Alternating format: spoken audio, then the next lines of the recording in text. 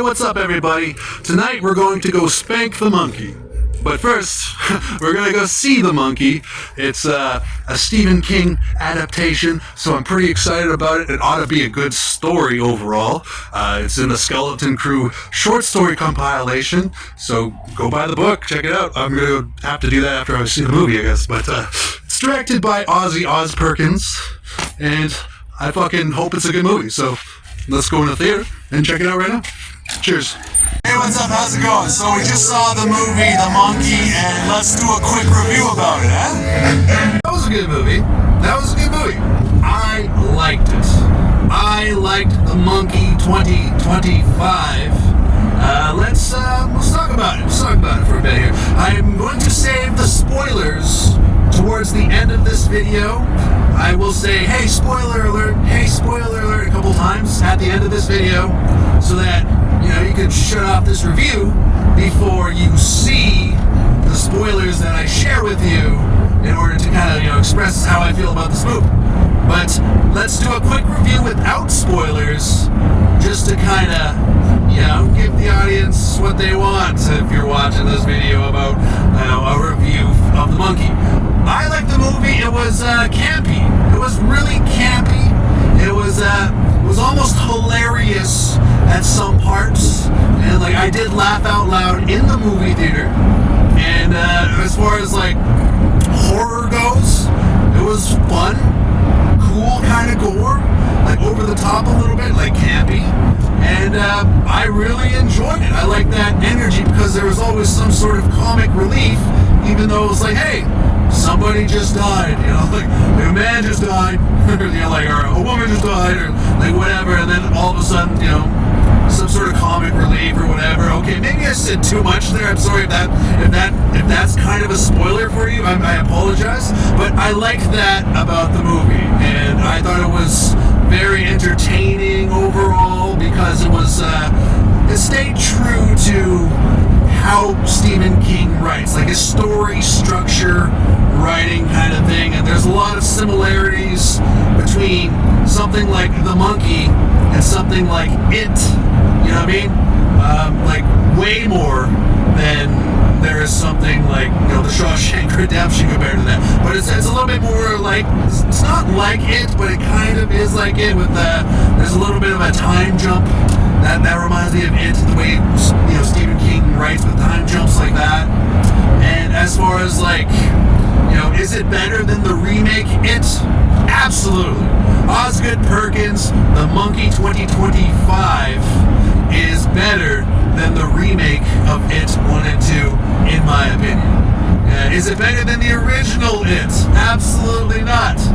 But it is what I would call a 3-star movie, but I'm going to give it 4 stars because it's Stephen King, adapted from Stephen King. So that's why I give it 4 stars, because in my heart, I'm hey, this is a Stephen King story, and I'm rooting for that guy, man. I'm rooting for that guy because, hey, Stephen King has changed my life in one way or another.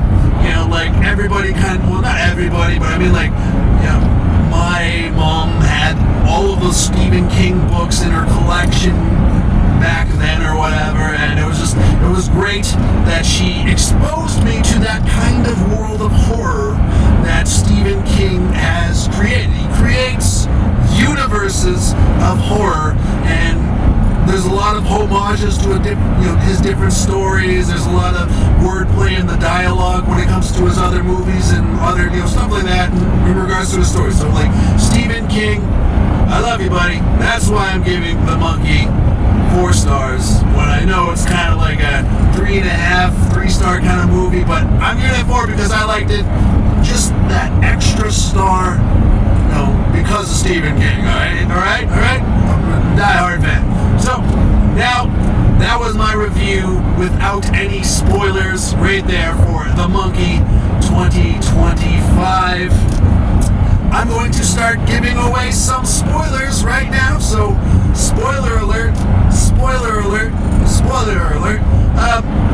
When I was in the theater, there was there was 4 or 5 of us or whatever, and a couple people walked out of the theater. And when I asked them why are you walking out on the, what's wrong with the movie? What's going on? Like, I literally asked them when they were like vacating the theater. The theater, when they were vacating the theater, I literally asked them, hey, what's wrong with this movie? I was just curious, what's going on here, man? And basically what he said was, this movie is stupid. And I'm like, okay, I hear ya, but let me explain something. This movie is about a cursed object that is a drumming monkey. Of course it's stupid. Like, I don't know what he was expecting. Was he expecting the Shawshank Redemption? Like, the first time I met Andy Dufresne, I knew I was going to rape that son of a bitch.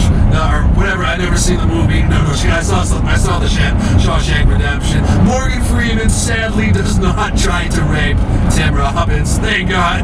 I probably wouldn't watch that if it was Morgan Freeman instead of the sisters. You know, shit like that. But I don't know. Anyways, let's talk about the monkey. Like, I can talk about other Stephen King movies all day, but let's talk about the monkey. So, let's spank the monkey a little bit here. When it comes to two of the deaths in the movie, that's what killed it for me. Like, I know it's campy, I know it's over the top, I know it's cheesy, but that's what killed it for me. There's this one lady who did a diving board thing into the water, and like, I'm not entirely certain how that would work out if you dive into a pool and then electricity is there.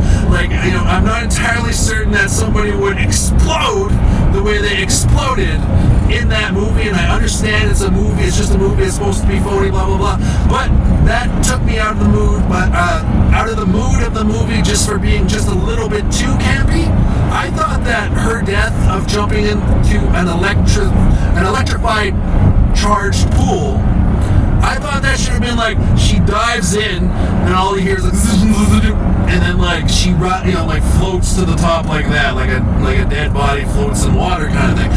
I think if they did that instead of that over the top, she dives into the pool and then it explodes, I think it would have been a lot more effective for me. I mean, for all I know, it could be your favorite death scene in the movie.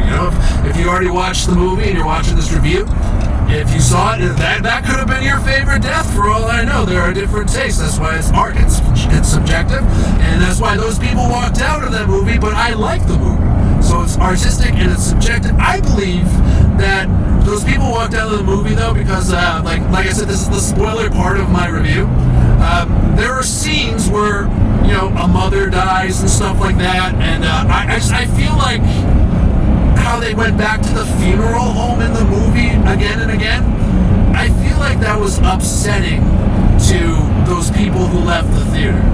Like, I don't know what's going on in anybody's personal life or whatever, but when I was watching it, I gave myself this idea, like if my mother were, like, I hope she lives forever, but if my mother were, for example, dead, for example, and I went and watched The Monkey, and there's like a funeral for the mother and stuff like that, where the boy, he gets up and he says, hey mom, wake up, it's the saddest fucking thing in the world. He's like, mom, wake up.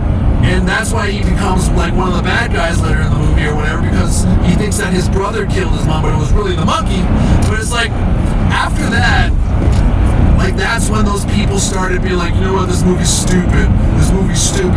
And I thought maybe there was some sort of underlying trigger there that's, like, they were a younger generation than me, so it could have just been that their attention span is shit. But at the same time, like, I respect that they're good people, whatever, but like, it could have just been their attention span because they're a younger generation than I am. But at the same time, I feel like there was a lot of trigger possibilities for somebody who, like, loses a loved one in that movie, like, because an uncle dies, a mother dies, and like, it's just, it's really heartbreaking. Like, if that kind of shit happened to you and then you go see that movie, that's what I'm thinking it could have been. But I'm looking for a scapegoat to put up. Why would they leave that movie? I thought it was a good movie. But okay, this review has been going on a little bit too long already. Here we go. So Osgood Perkins, he's a pretty good director. Like, this is what the fact that he released Long Legs or whatever it was, like just like 4 months ago or whatever it was, I thought that this guy was just releasing blah, blah, blah. But this guy's hungry, man. Like, you know, Osgood Perkins or whatever. I almost said Chris Osgood, the fucking hockey player. But Osgood Perkins, Ozzy Perkins, like, you know, he's hungry, man. Like, he comes off hungry to make a good movie. And, you know, his filmmaking skills are getting better. Long Legs was pretty damn, like good. It was dark, but Long Legs was pretty good. But I won't ruin any spoilers for Long Legs. It's not the best movie in the world. It's like a 3 to 4 star kind of movie. But like, go check out Long Legs. I won't say anything more about that. But yeah, he released that just a couple of months ago. So I thought maybe he was just releasing anything just to kind of make money or whatever. But the thing about The Monkey that I heard about was that Osgood Perkins really wanted to pay tribute and, you know, just like pay his respects to the king, Stephen King. And as far as I can tell, I never read the story yet, but as far as I can tell, he did that. He stayed true to the elements of horror that were Stephen King, and also he picked a lane. He picked a direction. It was either he was going to make The Monkey and it was going to be all serious, like a serious cursed movie object, or a cursed object movie. Like what's a serious cursed object movie? Hellraiser. You know, I thought Osgood Perkins could have taken it as seriously as Hellraiser, but he decided to go more campy about the cursed object kind of thing, which I appreciated. You know, like campy, like what's good campy? Like Thanksgiving by Eli Roth, or like, you know, there's a lot of good campy stuff out there, and I believe that Osgood Perkins did a really good job at that. It was, you know, some of the humor in it, like, you know, reminded me of Eli Roth just a little bit. You know, like, so Osgood Perkins is definitely on the right track, and I appreciate Osgood for making this Stephen King movie and directing Theo James, who was phenomenal as the old Bill and the old Hal, because he had to play 2 different characters at once. So it was really cool to see him do the polar opposite thing for each character, because each twin brother had like a different kind of approach to life, and he made that come to life. And one thing I like about this Theo James guy is that you can't really hear his accent, like his native accent. I don't know where it is, like South Africa or like fucking England, or I don't know where he's originally from or whatever. I didn't look into that, but he's on the map now. But like, as far as like Theo James's acting though, like, it was really good acting. It was really good acting. Like, I thought it wasn't another twin. Like, that's how good the acting was. And as for, like, you know, the kid acting, I mean, again, like, it was the same kid. What the heck was his name? I can't remember. It was either Colin Convery or Colin O'Brien was the dude who was Petey, who played what's his name's kid there, Theo James's kid, and the other one I'm speaking of, Young Bill, Young Hal, that is Christian Convery. Yeah, that's it, Christian Convery. He did a really good job as the kid as well. In fact, like the Christian Convery sequence, which is like the first to the third act, roughly, or whatever. I don't know. Like, first and second act for sure. I think this might be more like a 3-act structure. I don't know, man. I know it's hard to tell. 3 or 5. Look, it felt like a 3. But like Christian Convery did a pretty good job in the younger scenes, and as far as that goes, like, it's a 14A movie, so I can totally recommend this kind of movie to you know, like my little brother, my little sister, which, by the way, my little sister told me about this movie, you know, in one way or another. She told me about this movie coming up, and she wanted to go see it this weekend, so she's going to go see it this weekend, as far as I know. And I just, you know, like, I was like, wow, there's this new Stephen King movie out, so I had to go check it out, of course. And it's cool that my little sister, you know, kind of let me know that there's a new Stephen King movie coming out, and I'm glad I went and see it the first night it premiered and stuff like that. As far as box office goes, my feelings tell me that it's not going to be like you know, the highest box office horror movie hit ever, but I did like it, and I feel like eventually it'll even out, and people will kind of give it the respect it deserves a little bit years down the line, possible. Now, that's all I can really say about this movie. That's pretty much everything. Oh, Elijah Wood was in it. Elijah Wood. If you're a fan of Elijah Wood doing his creepy podcast, and if you're a fan of Elijah Wood, because of like Lord of the Rings, I mean, you might not like him in this movie if you're the Lord of the Rings Elijah Wood fan, but it was really fuck that. You'll like this movie because Elijah Wood's in it. Well, what am I saying? Duh, he's Frodo. Frodo's awesome. And it was just cool to see Elijah Wood in this movie. Like, it wasn't like it wasn't creepy like Kevin from Sin City, or he wasn't like scary like Maniac.